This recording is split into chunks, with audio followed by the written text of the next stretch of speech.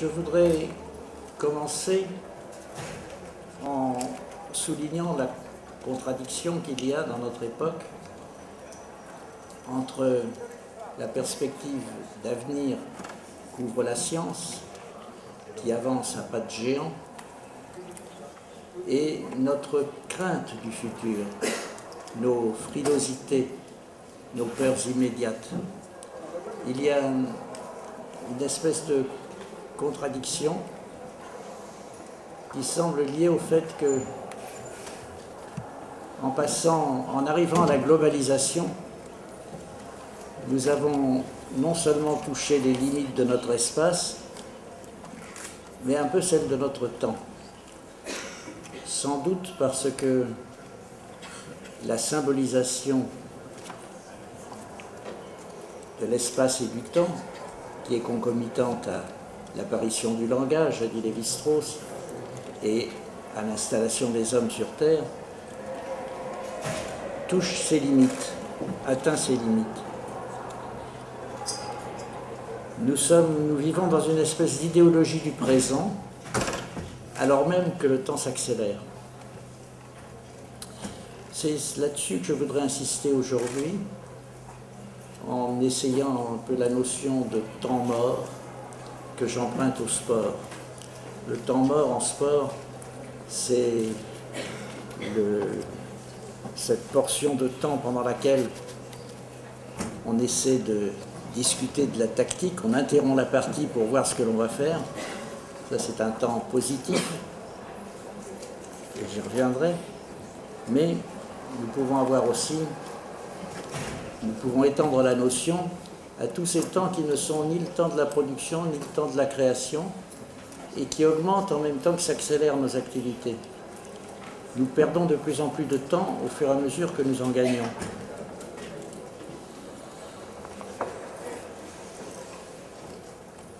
De façon générale, le décompte et la gestion de toutes les formes de temps mort sont à la fois la préoccupation de ceux qui paient des salariés et qui essaient d'avoir du rendement,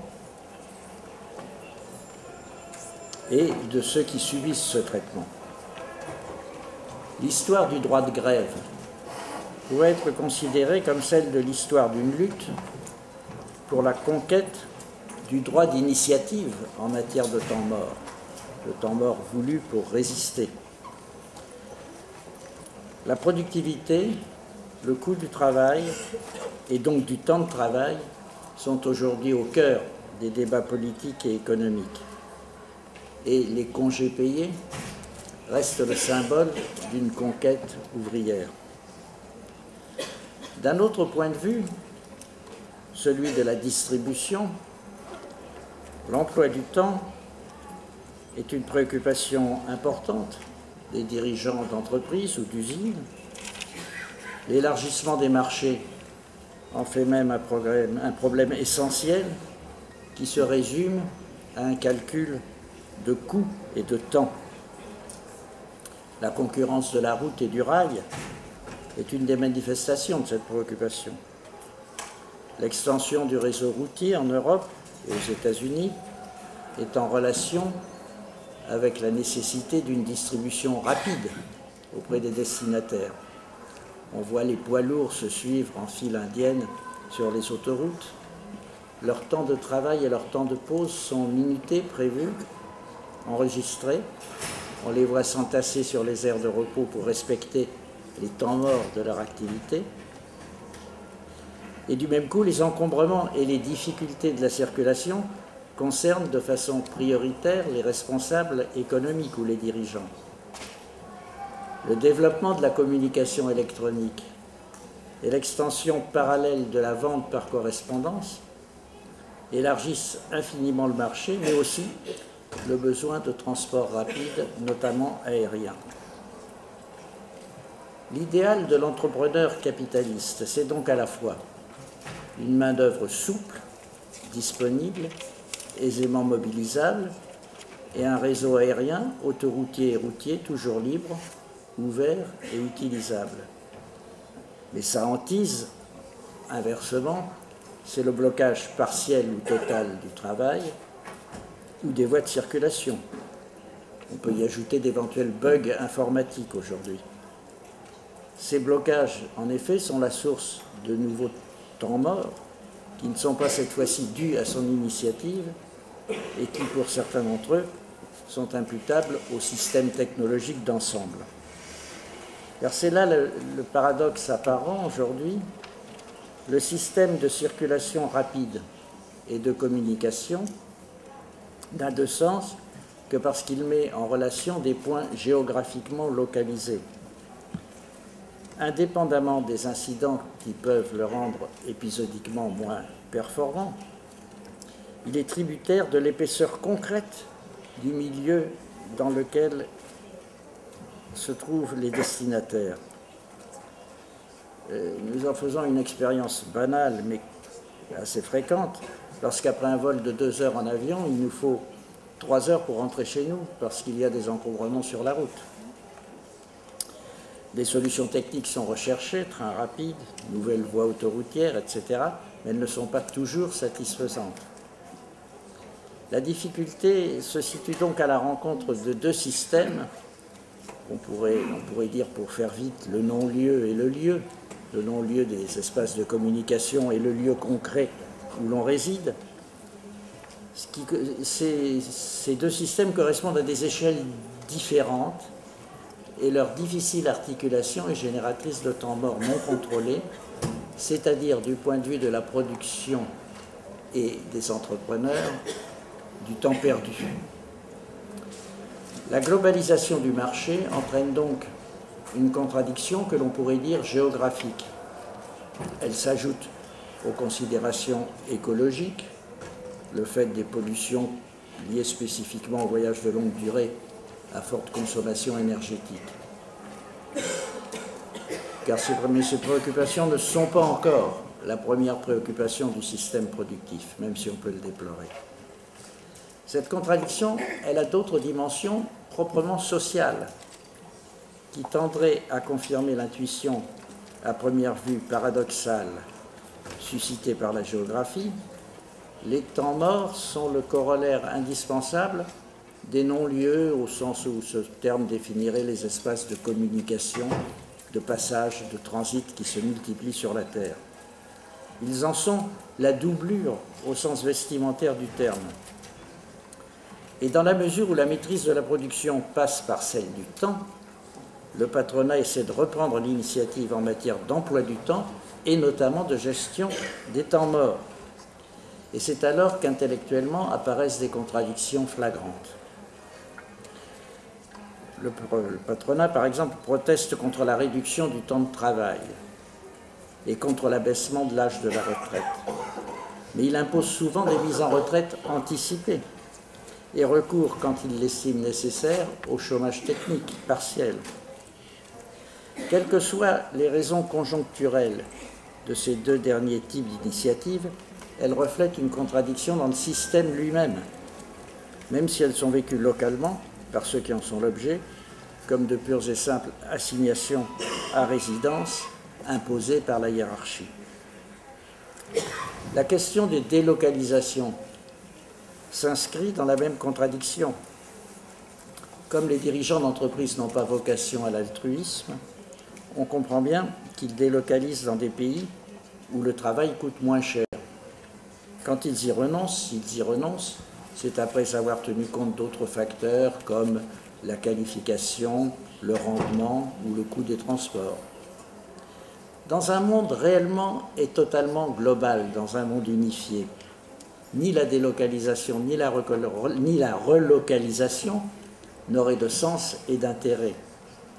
C'est la présence maintenue de lieux identifiables, divers et inégaux sur tous les plans, avec des caractéristiques démographiques et économiques particulières, qui permet aux entreprises transnationales d'utiliser cette pluralité pour tenter de diminuer les coûts de revient. On peut remarquer d'ailleurs à ce propos que les opposants aux délocalisations s'exposent de leur côté à quelques contradictions dès lors qu'ils se veulent progressistes et universalistes. Le développement interne des pays sous-développés est souvent cité comme le meilleur moyen de les développer et de freiner les mouvements d'émigration, en encourageant le développement local, justement. S'y opposer, c'est donc prendre le risque de relancer la migration, notamment clandestine.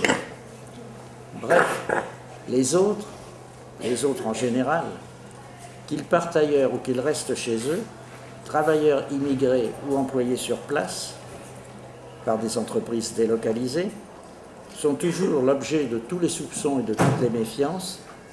De près ou de loin, ce sont des voleurs d'emploi. Le temps mort, là encore, naît au croisement du global et du local, et il prend des formes multiples: chômage, errance entre deux mondes, mort réelle au cours de traversées périlleuses, fermeture d'usines, licenciement. À l'origine de la crise économique actuelle, il y a bien évidemment le jeu des spéculateurs, mais au-delà, la déconfiture du concept naguère dominant de culture d'entreprise. Il fut un temps, pas très lointain, où ce concept non seulement s'appliquait au monde de l'entreprise, mais était volontiers présenté comme un paradigme conquérant qui concernerait avantageusement la gestion politique de la société dans son ensemble. Il fallait gouverner une nation comme on gère une entreprise. Ce mot d'ordre a été repris par certains chefs d'État et le néologisme de gouvernance complétait le tableau. La gouvernance la bonne gouvernance consistait précisément à gérer son pays comme une entreprise. Mais ce postulat aurait supposé, pour garder un minimum de crédibilité, que les relations sociales à l'intérieur de l'entreprise fussent empreintes d'un minimum de civilité ou de solidarité. Or, dans les dernières années, et peut-être la crise de ce point de vue a-t-elle été un révélateur utile, ce modèle de l'entreprise pleinement intégrée et solidaire, pour cette raison pleinement efficace, a pris du plomb dans l'aile. D'une part, les défaillances du management et le harcèlement moral ont été cause de nombreuses dépressions et même de suicides chez les employés. D'autre part, la révélation des énormes inégalités de salaire et de revenus entre le haut et le bas de la pyramide, comme entre les hommes et les femmes, a produit des effets délétères. Enfin, les divergences d'intérêts qui opposent les salariés aux dirigeants et aux propriétaires actionnaires se sont révélées au grand jour lorsque des entreprises bénéficiaires, prospères, ont licencié pour diminuer leurs frais et devenir plus compétitives, alors que les dividendes versés aux actionnaires augmentaient. Il y avait évidemment une contradiction flagrante et profonde entre les travailleurs et les propriétaires dans la même entreprise.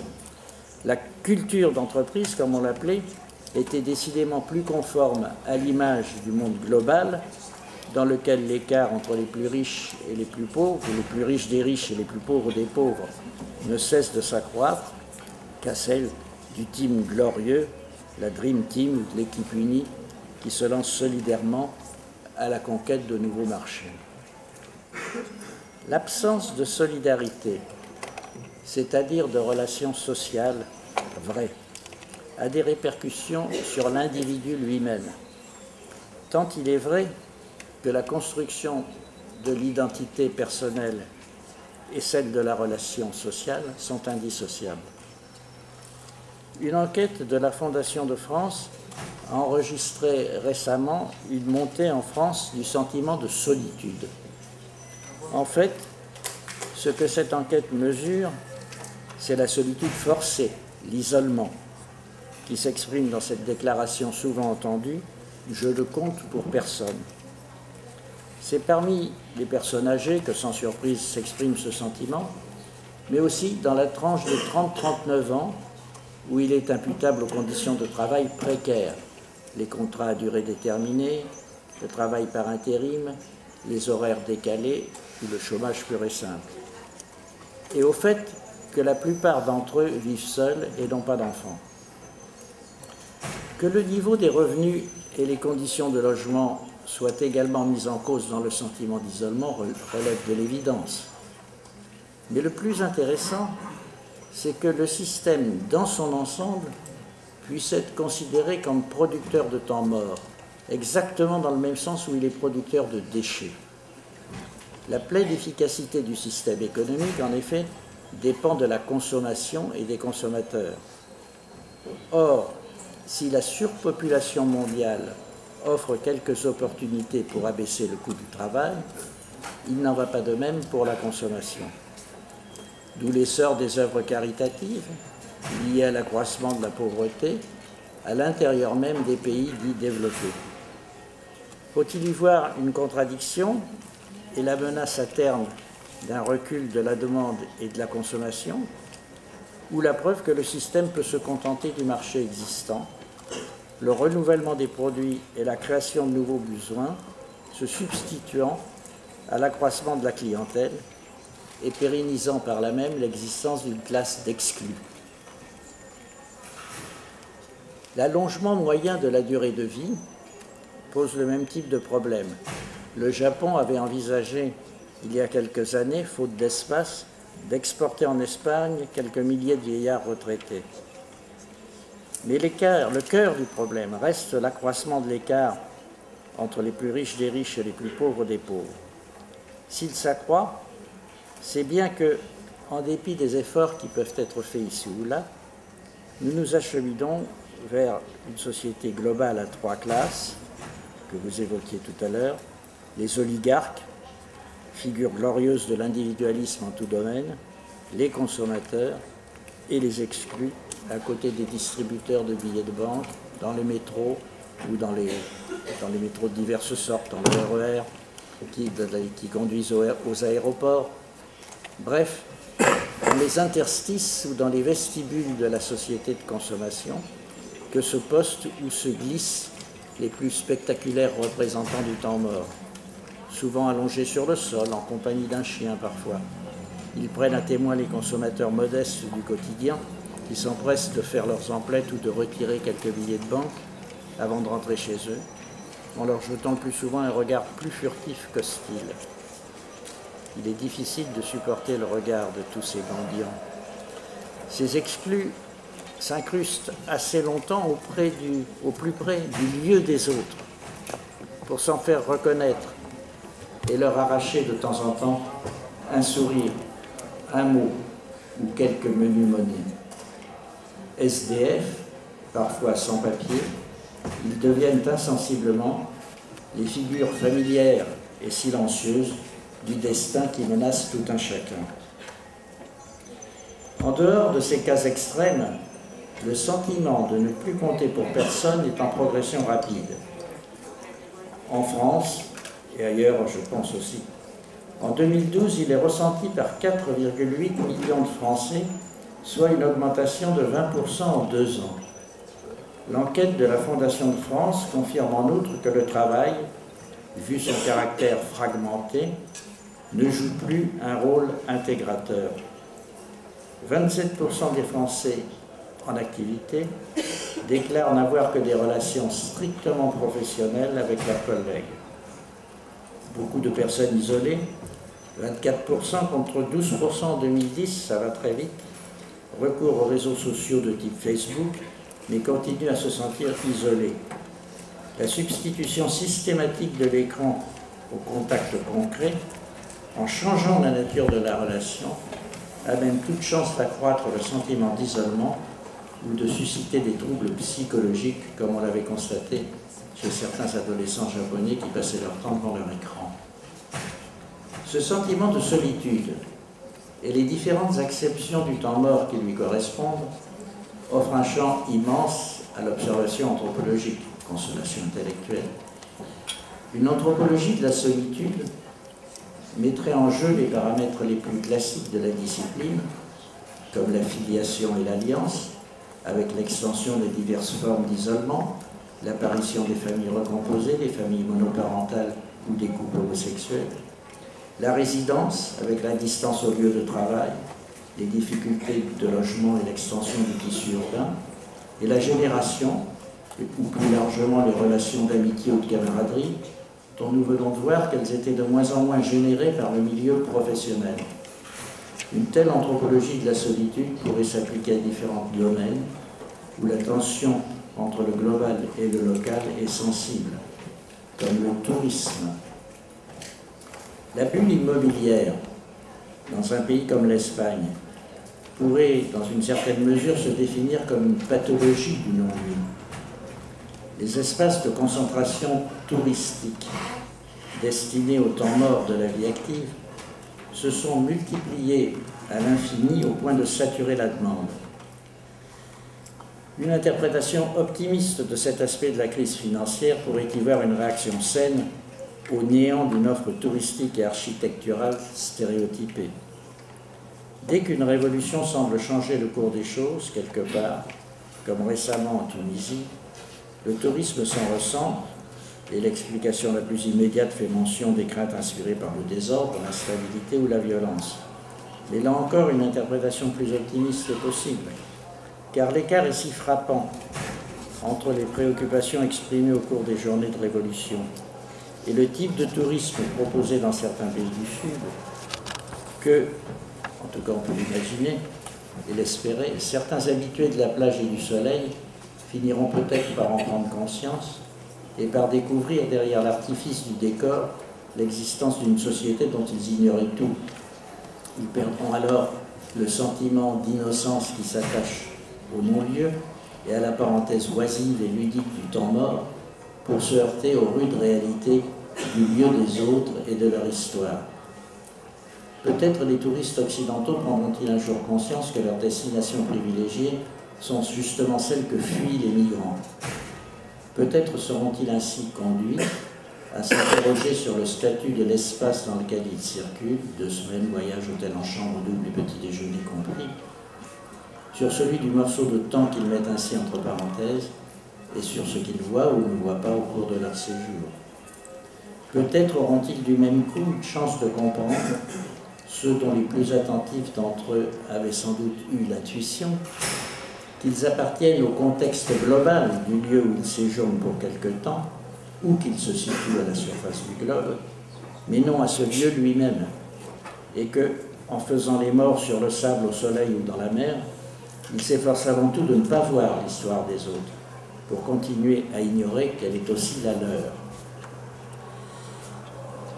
Les temps morts de la vie sociale n'ont pas pour seul objectif de permettre à chacun de reprendre son souffle. Le temps des vacances est phagocyté en grande partie par les industries du tourisme qui sont au centre du système de consommation et sont une claire expression des inégalités constitutives de la planète. La société de service, forme achevée de la société de consommation, suppose que le temps de travail des uns coïncide avec le temps mort des autres, les premiers se mettant provisoirement au service des seconds. La délimitation de ces deux temps et les conditions de leur coexistence relèvent d'un contrat implicite qui peut aller jusqu'à l'apparence d'une complicité, quand par exemple le garçon de café qui joue à faire le garçon de café, comme disait Sartre, se trouve devant un client habituel et familier qui lui donne la réplique. Mais plus l'écart est grand en termes économiques, sociaux et éventuellement culturels entre le serveur ou la serveuse et celui ou celle qui se font servir, plus la relation risque de devenir ambiguë. Ce risque s'accroît encore à la croisée du lieu et du non-lieu. L'espace qui est un lieu pour les uns, serait-ce l'avion, qui est le lieu de travail de l'hôtesse de l'air et du steward, est un non-lieu pour les autres, les passagers. Il se situe à la rencontre du temps de travail des uns et du temps mort des autres. Même chose dans les hauts lieux du tourisme et les grands hôtels, ou encore dans les hauts lieux de la consommation, le commerce de luxe ou les hypermarchés. Deux types de comportements sont alors possibles et observables. Les vacanciers, les passagers ou les hôtes des grands établissements peuvent être tentés de traiter ceux et celles qui les servent comme des partenaires partageant effectivement leur temps de repos, d'autant plus que certaines formes de clubs ou de villages de vacances les y invitent explicitement. Ou même par un abus dont la chronique des scandales rend parfois compte, comme étant totalement et sous tous les rapports à leur service. Ou bien Ceux qui n'ont pas accès aux biens de consommation exposés se contentent de les regarder. Certaines familles populaires visitent parfois le dimanche les grands hypermarchés des périphéries, comme d'autres le Grand Louvre. Ou plutôt, ils les voient comme des sortes de musées où s'entassent les objets les plus prestigieux du monde contemporain, et ils n'ont pas la moindre intention, ni le plus souvent la réelle capacité, de faire travailler les vendeurs. Avec les rapports complexes existant entre les divers emplois du temps, nous touchons au cœur des ambiguïtés de la société de consommation. La consommation sous ses diverses modalités est un impératif économique. Le travail, s'il coûte trop cher, peut devenir un handicap pour le système. Dans l'Olympe où se rencontrent et éventuellement s'affrontent les plus grandes entreprises, les enjeux, les intérêts et les perspectives ne sont pas les mêmes qu'à l'échelon local des succursales. Les mots changent de sens et les valeurs s'inversent. Autrement dit, la vitalité globale du système d'ensemble n'a pas nécessairement pour corollaire l'essor du marché local. La relance du mécanisme de l'offre et de la demande n'a plus nécessairement besoin d'une démographie en expansion. Le renouvellement accéléré des biens de consommation et la création de nouveaux besoins sont le facteur déterminant. L'innovation est le nom qu'on a donné, après Schumpeter, à cet instrument de relance de la consommation qui, de nos jours, concerne notamment, mais non exclusivement, le secteur des technologies de la communication. Ce que l'on appelle le secteur recherche des entreprises n'est pas concerné par les progrès de la recherche fondamentale, mais par l'apparition de nouveaux produits et de nouveaux désirs. C'est le remplacement rapide d'un produit par un autre qui compte, dans l'exacte mesure où lui correspond tout un appareil publicitaire qui rend les consommateurs tributaires de leurs désirs, muets en besoins, et qui stimule la demande. Du même coup, la catégorie des exclus risque d'être pérennisée.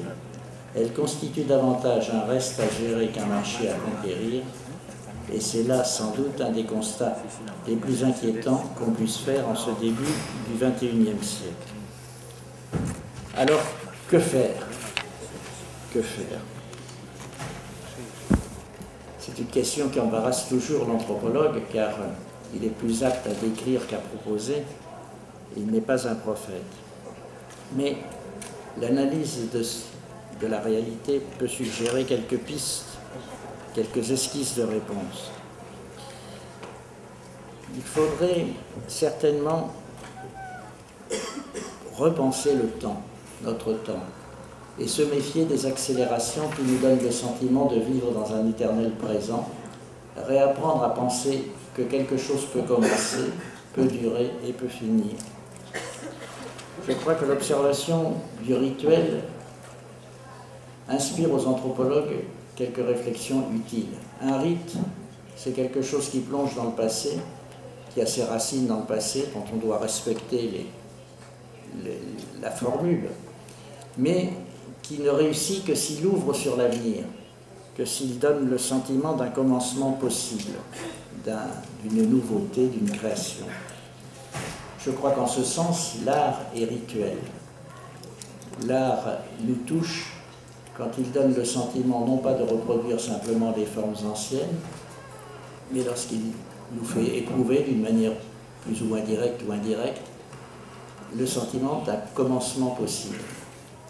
Au fond de l'inconnu pour trouver du nouveau, écrivait Baudelaire, et je crois que c'est le secret de l'art. Alors, sans doute faudrait-il relancer ce qui constitue au sens large l'éducation. J'ai employé l'expression « utopie de l'éducation » qui semble contradictoire dans les faits. Qu'est-ce qu'une utopie de l'éducation? C'est ce constat de bon sens que l'éducation ne remplirait son but que si elle était partagée par tous. Quelles sont les perspectives d'avenir respectives aujourd'hui du fils d'un professeur d'Harvard et de la fille d'un paysan afghan? Et pourtant, il n'y a rien là de fatal. Si on changeait les positions de l'un et de l'autre, les perspectives s'inverseraient. Autrement dit, ce sont des conditions historiques, des conditions techniques sur lesquelles, en théorie, on pourrait peser, qui entraînent cette situation. C'est une utopie parce que rien dans le monde ne va dans ce sens-là. Mais c'est une utopie possible, réalisable, dans la mesure où nous connaissons ce qu'il faudrait faire. Ce qu'il faudrait faire, c'est bien simple, c'est une révolution. C'est simple. Non pas la révolution culturelle, mais une révolution au sens presque physique du terme, commencer par l'éducation. Avec cette idée que si effectivement l'éducation de tous pour tous était généralisée, le reste viendrait de surcroît. La prospérité, Je prends des petits exemples. On dit parfois que les universités doivent s'adapter au monde du travail et fournir des emplois, ou en tout cas former à l'emploi. Ça n'est pas vrai. L'université est là pour apprendre la culture, pour apprendre à se cultiver, à se développer, et ensuite le reste devrait être donné. Bien entendu, je suis dans l'utopie. Cette utopie, elle est pourtant nécessaire pour indiquer au moins une voie, on peut dire qu'elle est une voie réformiste, priorité à la connaissance. Elle peut se réaliser partiellement, c'est insuffisant, mais c'est quelque chose. Peut-être pourrait-on dire que, de ce point de vue, une utopie de l'éducation n'a de sens que dans une perspective existentialiste ou scientifique, je m'explique. Existentialiste au sens où l'existence précède l'essence, c'est-à-dire où on ne définit pas d'abord un programme que l'on essaie d'appliquer, mais on le voit se faire, on expérimente et on progresse. C'est ce que fait la science. La science est modeste. Elle déplace progressivement les frontières de l'inconnu. Elle fait des hypothèses, mais les hypothèses sont mises à l'épreuve, révisées, reprises, réaffirmées, affinées. Et si le réel résiste, on n'essaie pas de lui imposer le modèle. On pourrait faire ça en politique. On pourrait faire ça dans la gestion des hommes, de l'humanité. Faire cela, ça supposerait non pas un pur empirisme, mais la distinction entre les principes et les méthodes. Les principes, les vérités de principe, c'est quoi? C'est la triple dimension de l'homme. L'homme existe comme individu, il y a un homme individuel, il y a l'homme culturel et il y a l'homme générique. L'homme individuel, c'est chacun d'entre nous avec ses problèmes, la conscience de soi. L'homme culturel, c'est un homme qui trouve des références dans un ensemble, qu'on appelle parfois une culture. Le mot culture est très chargé, trop, dans une société, dans un ensemble dont il partage les références. La culture peut être totalitaire. Elle peut imposer à chaque individu la relation aux autres sous des formes strictes. Et la diversité culturelle est aussi un thème ambigu, parce que bien entendu, il faut respecter les différences culturelles, mais à condition aussi que chacune de ces cultures respecte la différence des individus. Et c'est pourquoi il faut introduire le troisième terme, l'homme générique. L'homme générique, c'est l'homme universel, si l'on veut, l'espèce humaine. Lorsque un homme a marché sur la Lune, on n'a pas dit c'est un Américain de telle ou telle région, on a dit l'homme a marché sur la Lune. C'était une espèce de perception immédiate du caractère générique de cette présence. Et la circulation entre ces trois dimensions de l'homme est évidemment essentielle, parce que, comme disait Sartre, tout homme, au sens de n'importe quel homme, tout l'homme.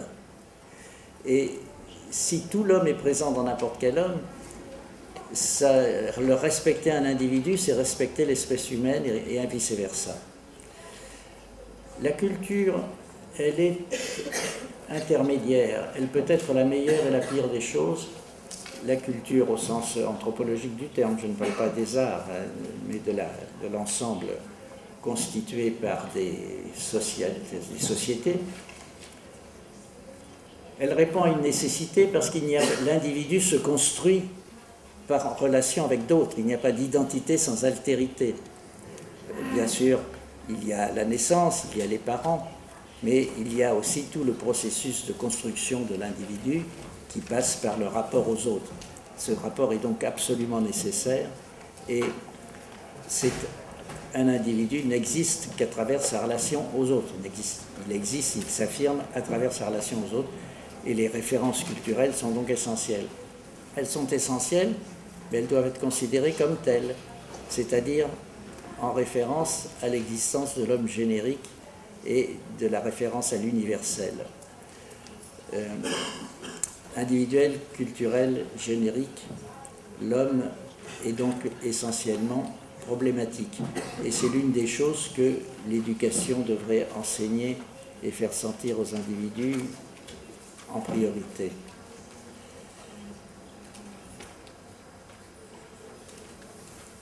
Utopie de l'éducation, triple dimension de l'homme, référence à la science comme modèle de connaissance. Je crois que ce sont les directions que l'on peut suggérer pour demain.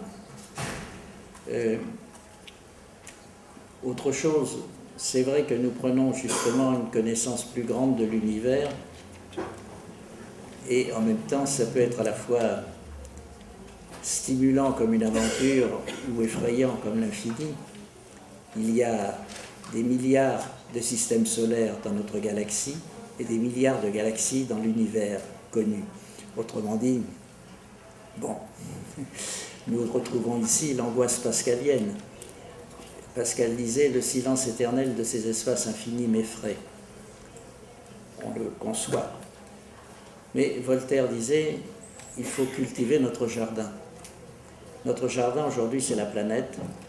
Et cultiver son jardin, ce serait déjà pas si mal.